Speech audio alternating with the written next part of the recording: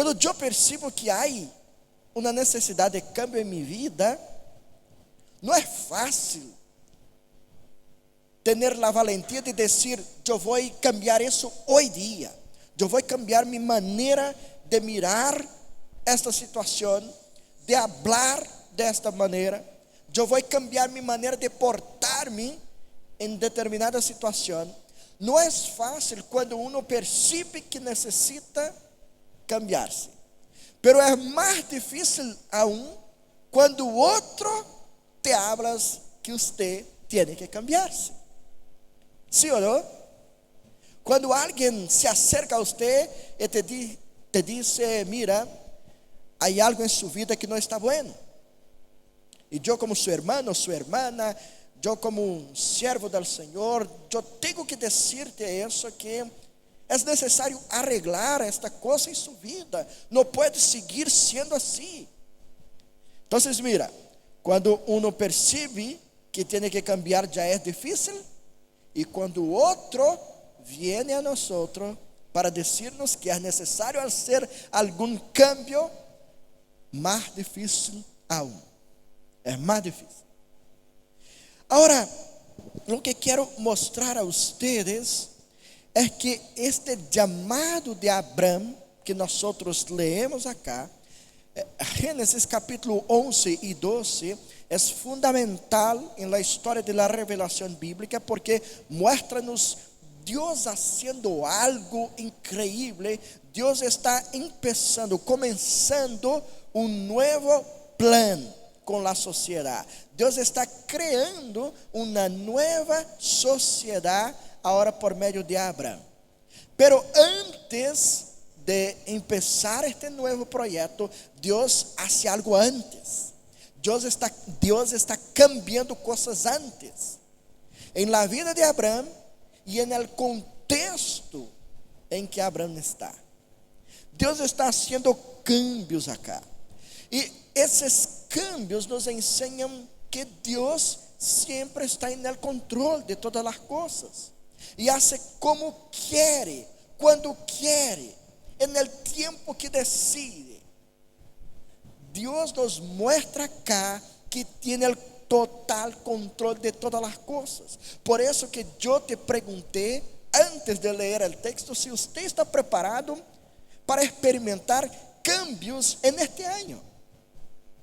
Porque Deus é quem estabelece todo.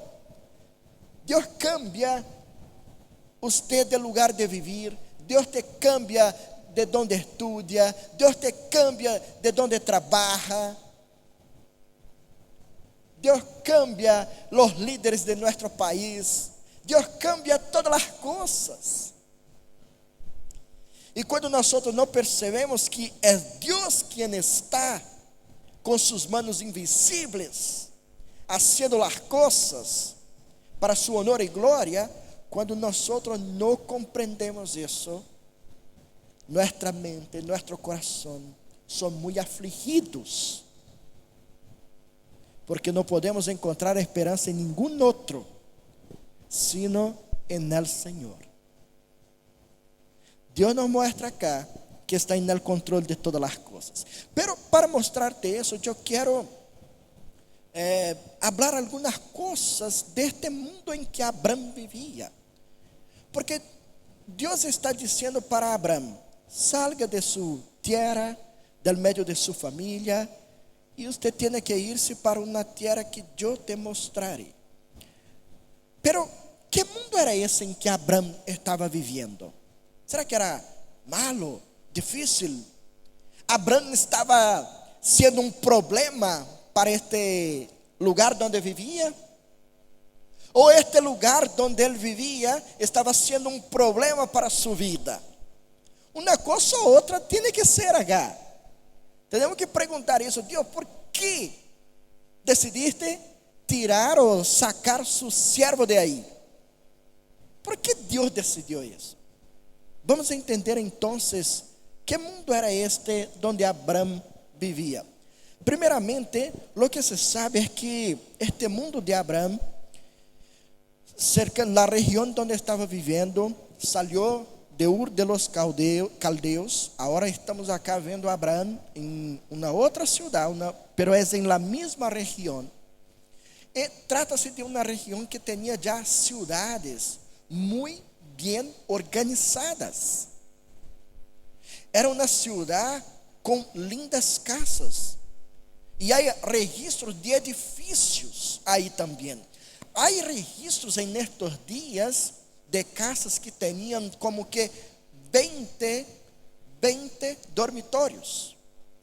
Casas em los dias de Abraão, em que uma família era dueña desta casa e ela tinha como que 20 dormitórios. Uma grande casa. E por lo que sabemos de la vida de Abraão, sabemos que era um homem próspero. Então, provavelmente, os historiadores assim creem que Abraão vivia em uma boa casa en estos dias. Vivia em uma boa casa. A vezes uma como esta, porque sua família também era grande. Então necessitava de uma casa grande e ele tinha condições de ter uma propriedade desta natureza. Então, em primeiro lugar, eu quero que vocês pensem que o mundo de Abraão era um mundo organizado, era uma cidade organizada, com edifícios, com buenas casas. E aí estava Abraão.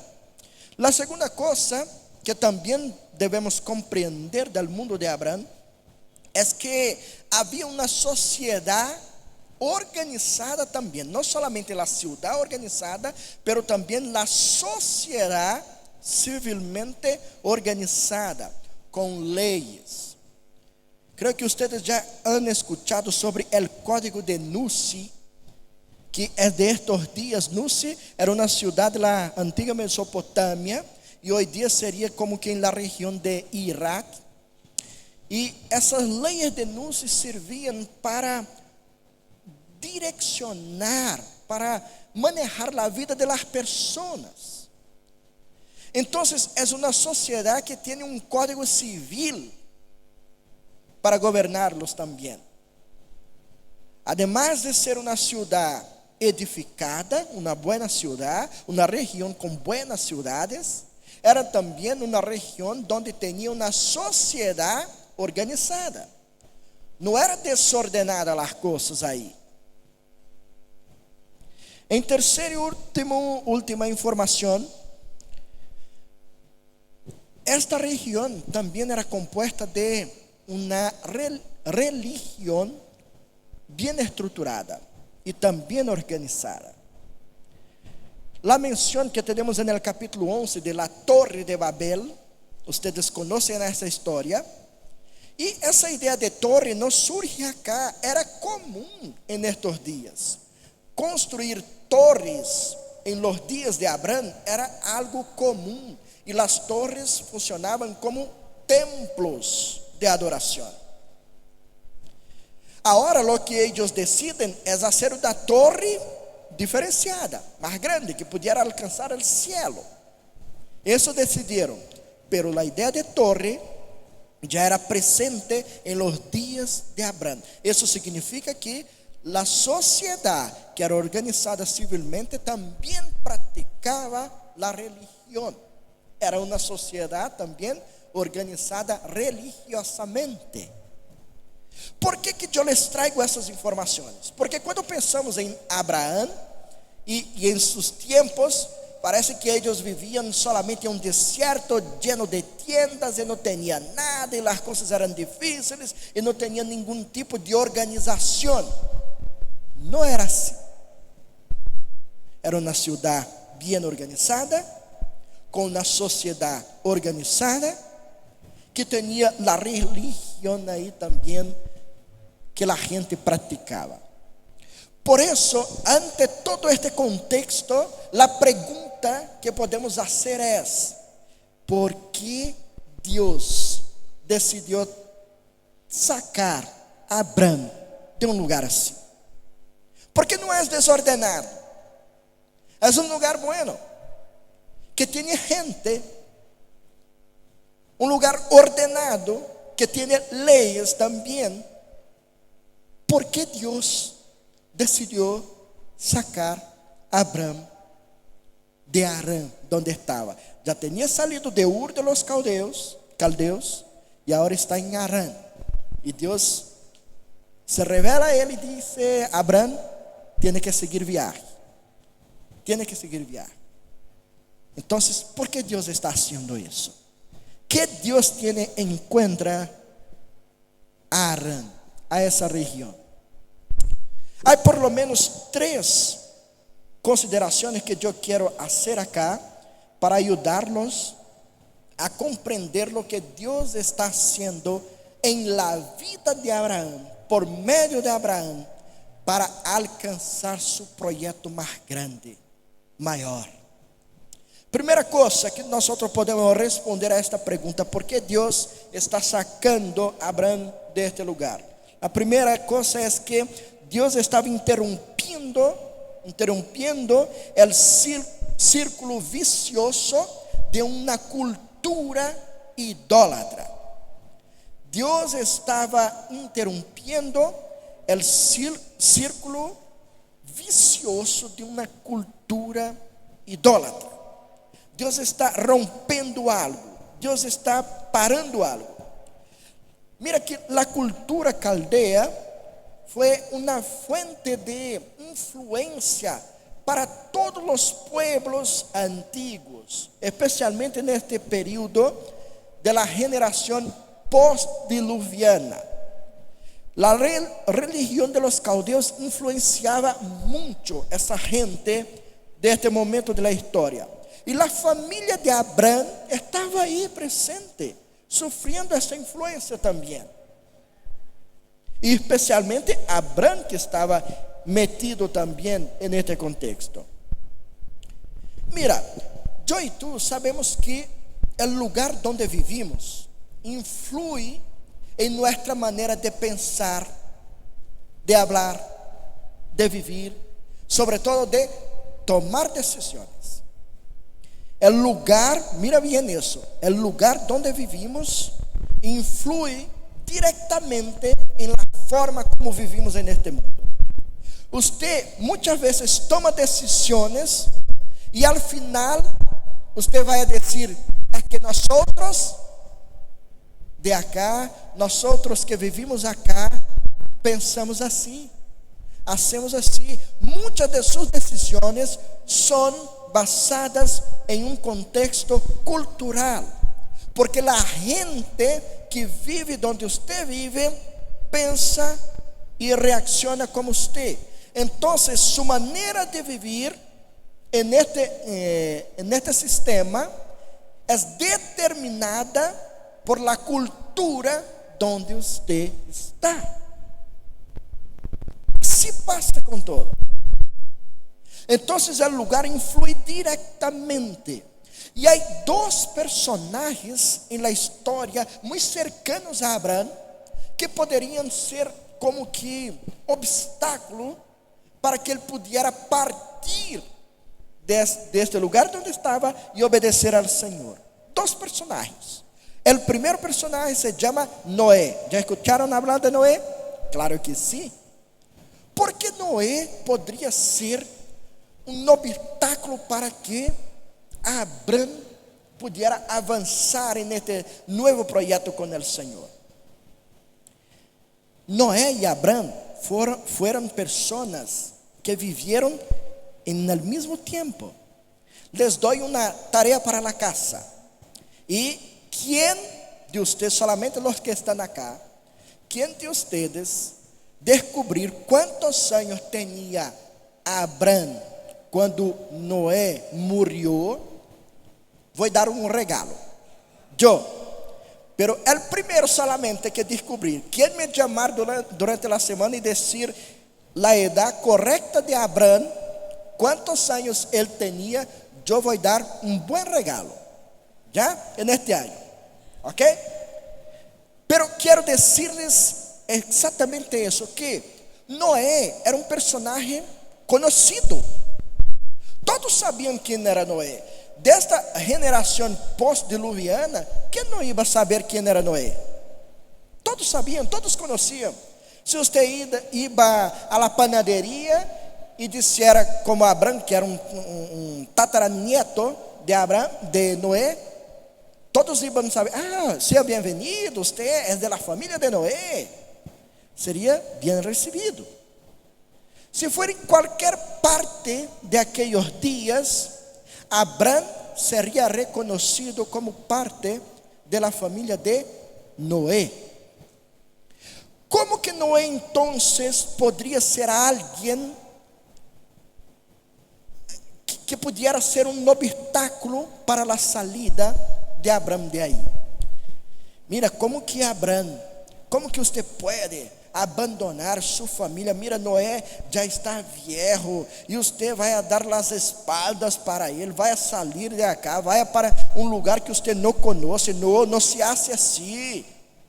Não se pode ser assim com os mais viejos de sua família. Tem que dar-lhe honor. Não pode fazer isso. Certamente, em uma cultura como essa, Abraão sofreria uma pressão social. Que Deus hace? Llama a Noé.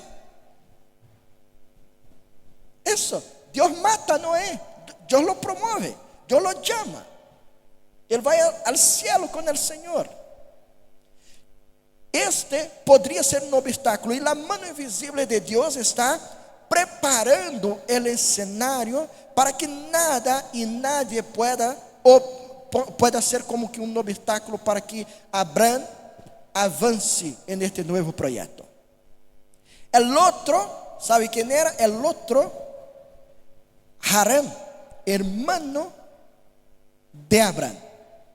Harán, que era hermano de Abraão.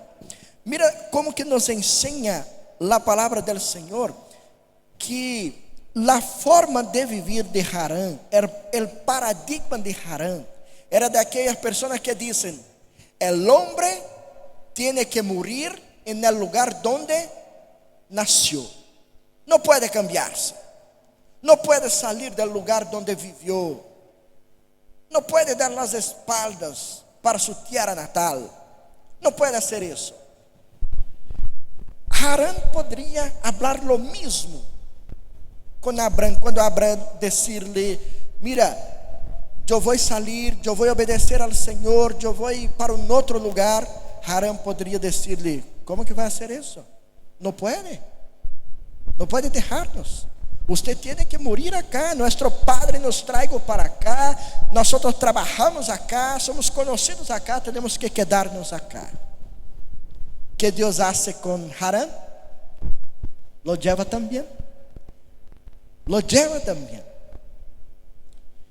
Mira que influências contextuales Deus está sacando, Deus está limpiando o caminho de Abraão, justamente porque a ideia ou a tendência de viver apoiados em lugares e também pessoas que garantissem nossa comodidade é uma coisa comum a todos os homens, é algo comum a nós outros.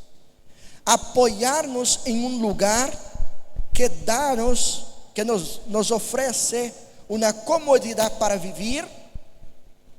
É difícil romper com isso e dizer que em um momento ou outro tem que partir, tem que sair. Por exemplo, é comum que a gente de Chile venga a Santiago, ¿verdad? Para estudar, para trabalhar.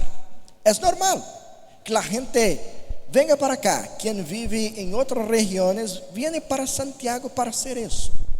E quando chegam acá, encontram boas universidades.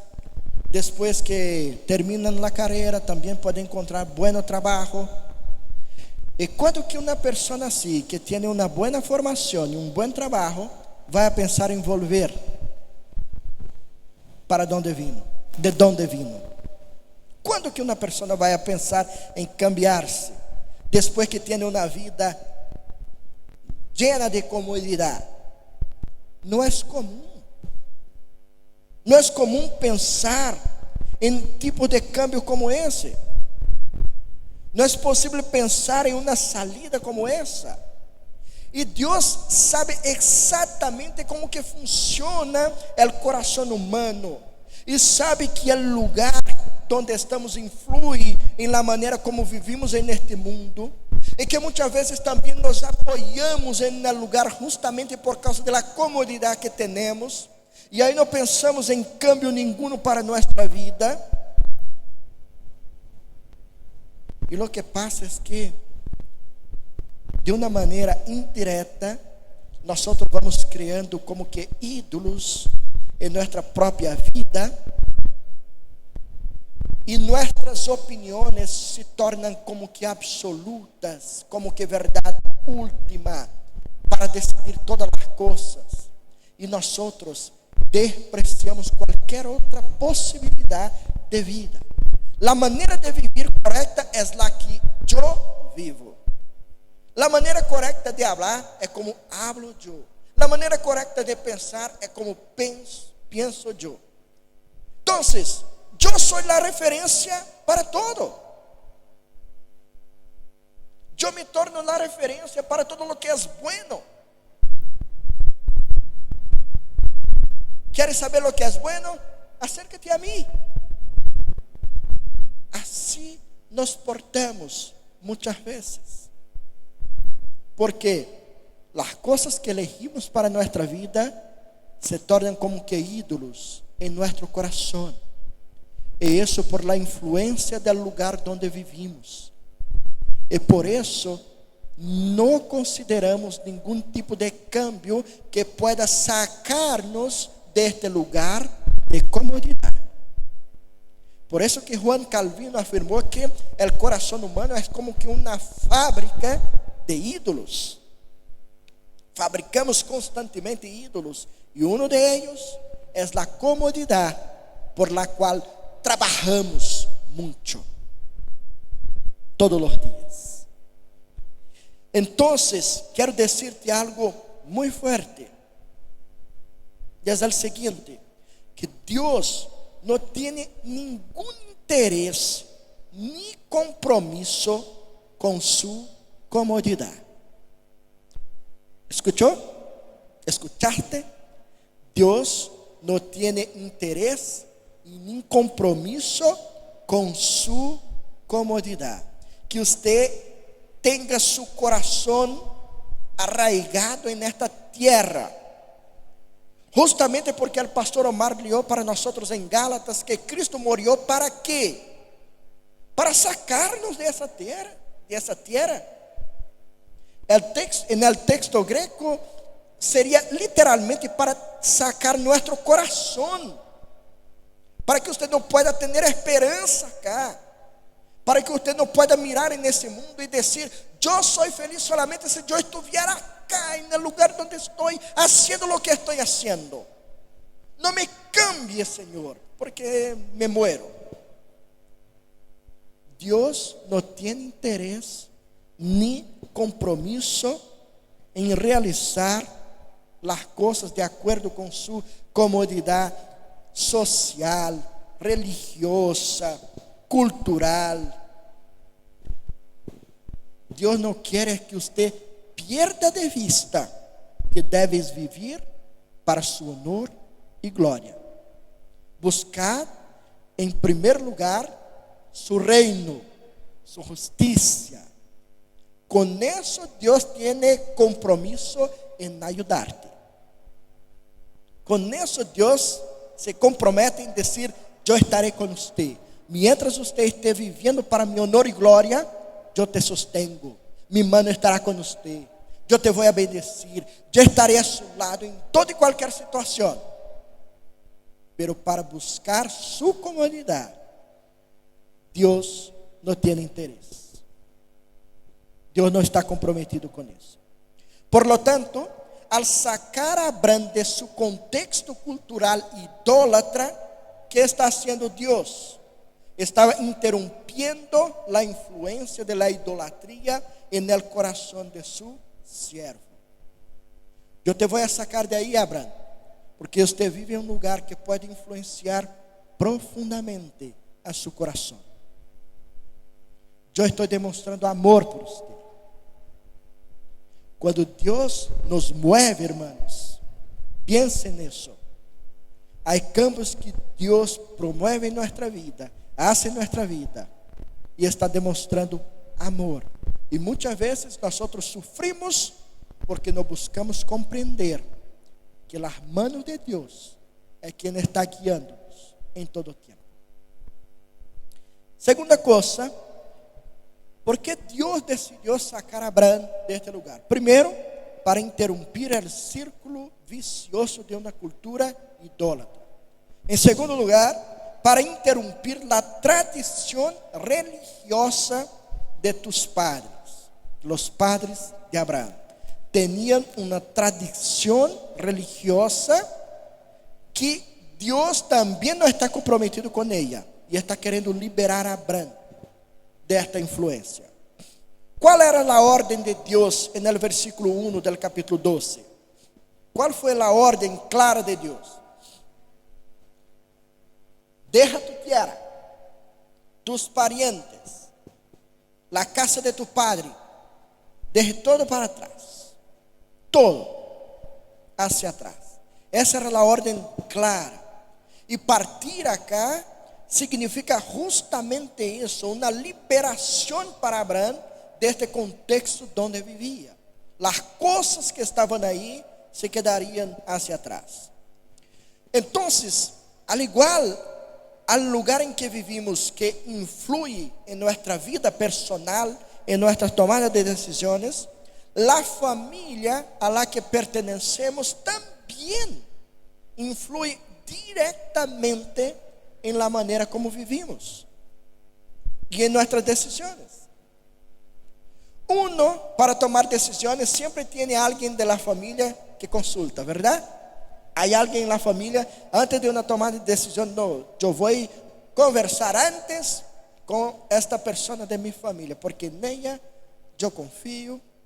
Não há nada de malo nisso, em buscar conselho. Não há nada de malo.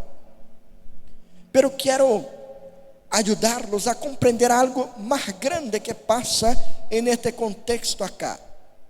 Porque muitas vezes há pessoas que eligem viver apoiados e dependentes completamente de algumas pessoas de sua família, e o problema é que esta mesma pessoa não aprende a desenvolver sua própria vida, não aprende a viver no mundo, e as pessoas não são eternas.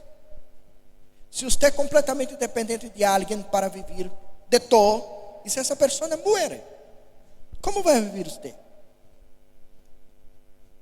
Como vai seguir sua vida? Então, o que Deus está fazendo acá é tornar a Abraão um pouco mais independente da influência familiar. Volviendo a los dois personagens que já hablamos de ellos hoy dia, Noé e Harán, é evidente que por la cultura em que estavam vivendo, eles poderiam ser como que um obstáculo para a partida de Abraão. E então Deus los chama. Pero mais que isso, vemos qual era a religião que estas pessoas também praticavam. Não somente agora por el contexto local em que viviam essas pessoas, sino também por la religião que praticavam. Te chamo para ler dois versículos em Josué, capítulo 24, versículos 2 e 3.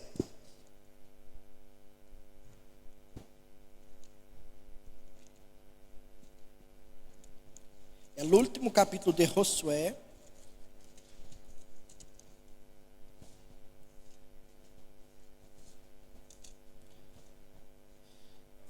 Versículos 2 e 3.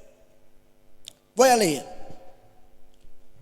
Josué se dirigiu a todo el pueblo e lhe exortou: Así dice el Señor, Dios de Israel: hace mucho tiempo sus antepasados, Terah y sus hijos, ¿quién? Abraham y Nahor. Vivían al otro lado del río Eufrates. ¿Y qué hacían? Adoraban ¿a quién? A otros dioses. Pero yo tomé de ese lugar a Abraham, antepasado de ustedes, los conduje por toda la tierra de Canaán y le di una descendencia numerosa. Primero le di un hijo, Isaac. Es increíble pensar en eso, considerar. El texto es muy claro, ya está más adelante, está contando la historia pasada, diciendo, mira, antes que Dios dice, estes siervos que vivían del otro lado del río Eufrates, terá papá de Abraham, el propio Abraham, y también a su hermano Nahor, y también una mención a los antepasados. ¿Qué significa eso? La generación postdiluviana. Es de esas que se está hablando. Pero Noé no fue encontrado por Dios en el capítulo 6, diciendo que era un hombre íntegro, recto, un hombre bueno. Sí. Pero después del diluvio, lo que vemos, Noé sale de la arca y ya hace cosa mala ante el Señor. Y las cosas malas van pasando desde ahí. Lo que se percibe es que esa generación postdiluviana también se estaba alejando del Señor, adorando a otros dioses. Incluso Noé, incluso el propio Abraham. La religión que practicaban ahí era idólatra. Y Dios deja claro que sacó su siervo de ahí. Lo liberó de este contexto. Porque su familia era idólatra. Y él también estaba involucrado con eso. Ahora, bueno, una otra pregunta. Primero estamos reflexionando por qué Dios saca a Abraham de este contexto. Y dos respuestas ya encontramos. Dios está interrumpiendo la influencia del contexto social en Abraham y también la influencia de la religión idólatra en Abraham. ¿Ya? Ahora, la otra pregunta es, ¿por qué Dios no capacita a Abraham para reformar su familia? Para salvar su familia. ¿Por qué Dios no capacita a Abraham para ser una bendición en el medio de su familia y alcanzar los suyos? ¿Por qué en lugar de salvar a la familia de Abraham, Dios decide sacarlo de ahí y llevarlo a un otro lugar? ¿Por qué Dios está haciendo eso? Y ahí por lo menos yo estoy acá amparado en muchos teólogos que entienden de esta manera. Dos respuestas por lo menos encontramos para esta pregunta. La primera es que durante la historia de la revelación bíblica, el Señor ha mostrado que en algunos momentos está más interesado en los de afuera que los de adentro. Dios está con sus ojos mirando más los de afuera y queriendo alcanzar los de afuera de Israel y no los de adentro. El libro de Jonás, por ejemplo, que ya estudiamos acá en la iglesia. Jonás se puso nervioso contra el Señor porque quería salvar gente que no era de la nación de Israel. Los ojos de Dios no tienen límite para mirar. Y entonces Dios está mirando a los de afuera. Ahora piensa en esta generación postdiluviana que fueron alcanzados por el Señor, que por medio de la vida de Noé fueron preservados, tienen una segunda oportunidad para empezar una nueva sociedad en el mundo. Y entonces el propio Noé se desvía del Señor, se aleja del Señor. Y es como que ahora el Señor diciendo: no voy a poner mi bendición sobre ustedes, voy a crear un otro pueblo, voy a bendecir a otros, voy a alcanzar a otros. Eso que Dios muestra. Entonces, una primera respuesta sería esa: Dios puede estar más interesado en los de afuera que los de adentro. La segunda significa acá que dejar la familia no era lo mismo que abandonar la familia.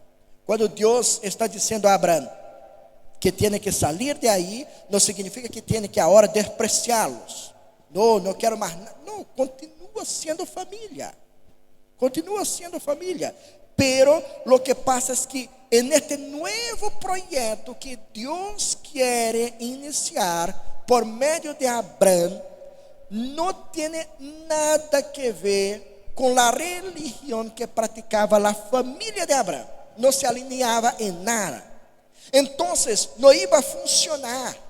Abraham ahí con su familia empezando un nuevo proyecto de una nueva sociedad como Dios quiere hacer. No iba a resultar. Por eso que Dios está sacando a Abraham de ahí. Dios quiere iniciar algo nuevo, completamente nuevo. Y la tradición de sus padres no están en el interés de Dios. Eso más o menos essas duas respostas. E basicamente qual seria a diferença entre esta geração de Abraão com a nova sociedade que Deus quer criar? Qual era a diferença básica de uma sociedade que Deus está cerrando para empezar uma outra? Mira que a geração de los padres de Abraão no querían dispersarse por el mundo. Es la generación de Génesis 11. ¿Qué querían al construir la torre de Babel? Estar juntos siempre. Querían vivir aglomerados siempre. No queremos dispersarnos en el mundo. Queremos estar acá como es bueno. ¿Sabe qué me hace recordar? Cuando usted piensa en multiplicar sus oicos. ¿Ya ha pensado en eso? Y uno dice: no, pastor, está tan bueno. Nosotros acá, nuestros oicos están buenos. No podemos separarnos. La idea es cómo se va a separar. Este era el proyecto de la generación de este tiempo de Abraham. No quería dispersarse. Pero Dios, el proyecto de Dios es al contrario. Dios quiere que nosotros nos esparcimos por la tierra para que seamos de bendición por todo lugar donde estamos. Mientras ellos estaban diciendo: juntémonos y quedémonos acá, no podemos salir de acá, no debemos salir de acá. El capítulo 11, versículo 4 nos enseña eso. Dios está haciendo el contrario. Dios va a esparcirlos en el mundo, porque este es el proyecto de Dios. No hay torres que puedan llevarnos a Dios, porque solo hay un camino, y es nuestro Señor Jesús, que dijo: yo soy el camino. No hay otro. No hay otra posibilidad. No hay otra posibilidad de llegar al Señor. Entonces, al Señor también nos interesa, ponga atención en eso, al Señor también nos interesa que las generaciones quieran amontonarse para construir torres y hacer famosos sus nombres. El Señor no tiene compromiso con eso también. No tiene interés en eso también. ¿Cuál es el interés de Dios en este sentido? El Señor está interesado en que las generaciones construyan puentes que puedan conectar otras generaciones. El Señor no está preocupado en que tornemos nuestros nombres famosos, sino que seamos como puentes que conectan los planes de Dios de una generación para otra generación. Que seamos simplesmente parte del gran plan que Él decidió hacer. Eso nada más. Por fin, hermanos, ¿por qué que Dios decidió sacar a Abraham de este lugar? Primeiro, para interromper o círculo vicioso de uma cultura idólatra. Segundo, para interromper a tradição religiosa de seus padres. E por fim, agora de uma maneira super objetiva, aprendimos acá que Deus não permitiu que as relações familiares que tuvieran a Abraão no viaje que le havia programado, le havia preparado. Deus não vai permitir que nada e nadie pueda ser um obstáculo. Ele quer que Abraão avance, que Abraão obedeça, e então está preparando todo. E há um dado surpreendente, porque no texto acá nos ensina no capítulo 11 que quem começou a salida de Ur de los caldeos, quem foi? Terah, o padre de Abraão.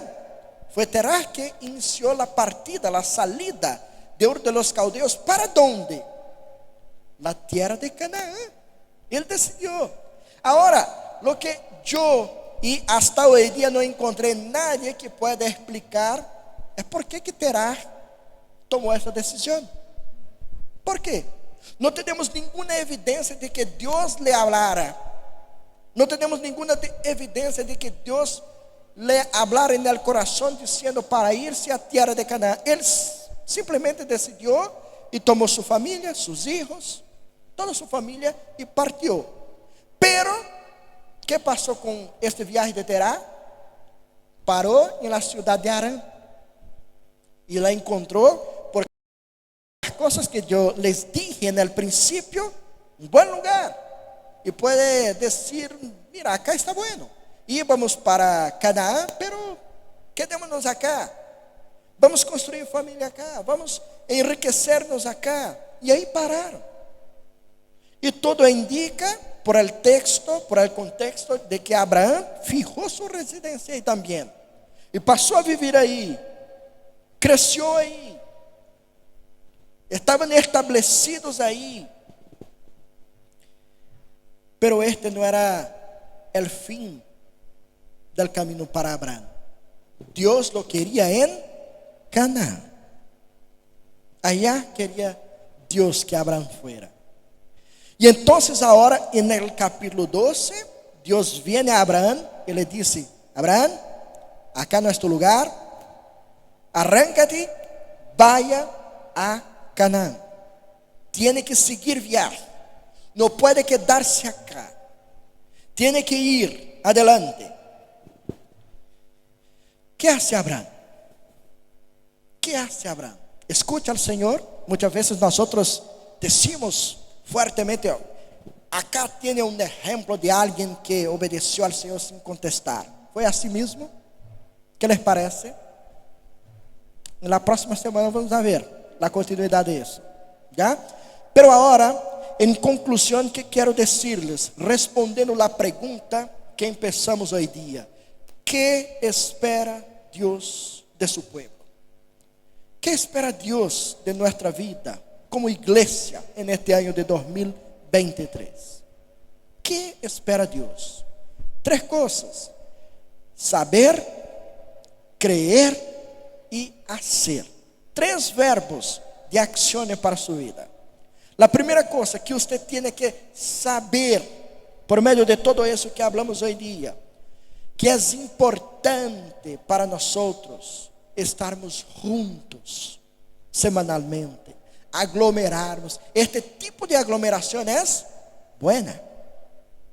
Además de ser buena, é importante estarmos em nossos oicos, en el discipulado, em todas as oportunidades que nossa igreja promove para juntar pessoas, esteja aí, porque certamente será de bendição para sua vida. E esse tipo de aglomeração, Deus la bendice.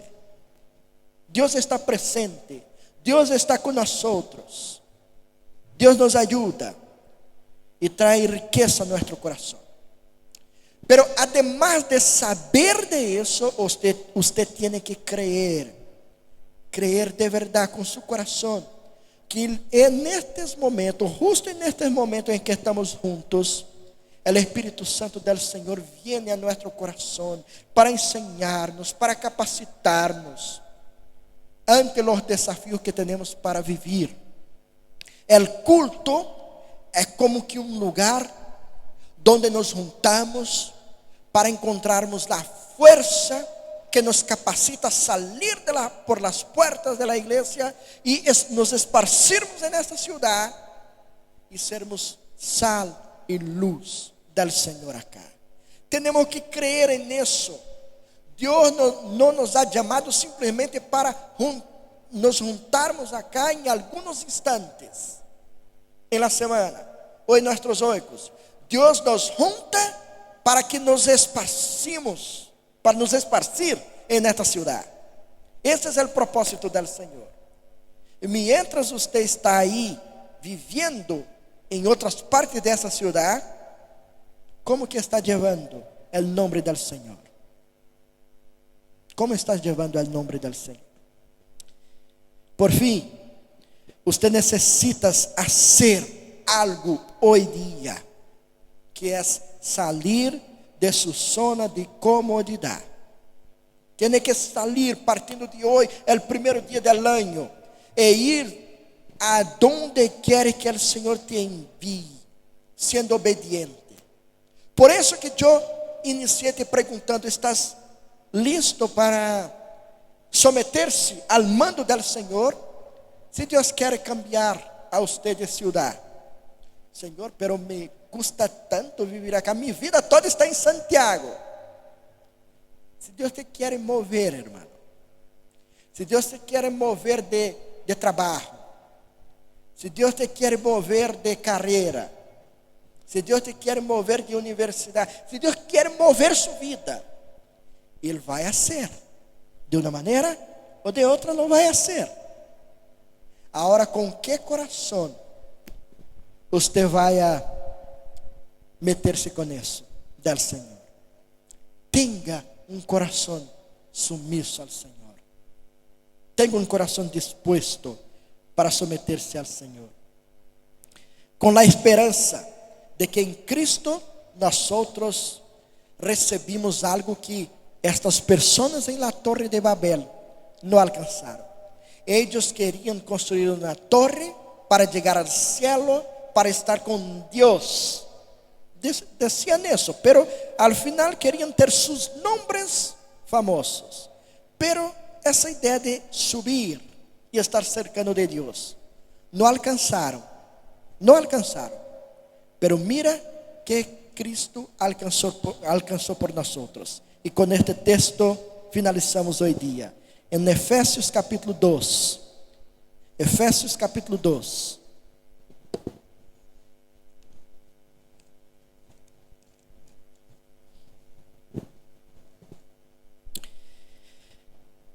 Efesios 2, de 5 a 7. Nos dio vida con Cristo, aun cuando estábamos muertos en pecados. Por gracia ustedes han sido salvados. Y en unión con Cristo Jesús, Dios nos resucitó y nos hizo sentar con Él en las regiones celestiales, para mostrar en los tiempos venideros la incomparable riqueza de su gracia, que por su bondad derramó sobre nosotros en Cristo Jesús, donde Cristo nos hizo sentar en los lugares celestiales. Lo que la torre no alcanzó, Cristo alcanzó por nosotros. Y en Cristo ahí estamos. Firmémonos en esta verdad para la gloria del Señor. Amén. Oremos una vez más, hermanos. Padre amado y querido, te doy infinitas gracias por la bendición de tu palabra, porque ella nos hace, Señor, reflexionar sobre tu obra en nuestra vida. Y en este día de hoy, Señor, quero pedir-te que ajude-nos, Senhor, a tener nuestro corazón sumiso a tu voluntad, a tus planes, que son más grandes que los de nosotros. Yo quiero vivir, Señor, en este año no de acuerdo con mi voluntad, con mis planes. Yo quiero vivir, moverme, pensar, hablar de acuerdo con tu voluntad. Cambia-me, Senhor, de acordo com tus planos eternos. Cambia a mis hermanos também, Senhor. Cambia a nossa igreja. Ajuda-nos, Senhor, porque te necessitamos. Te necessitamos neste ano, ante todo o que deseamos fazer para tu honor e glória. Isso te lo pedimos, Senhor, para que puedas guiar-nos em todo o tempo. Somos suyos, somos tu pueblo, somos su família. Tu nos compraste com a sangre de tu Hijo. E estou seguro de que nos cuidas e estás cercando a nós outros. Te lo agradecemos por todo isso. E te lo pedimos todo en el nombre de tu Hijo Jesús. Amém. Alabemos al Senhor uma vez mais.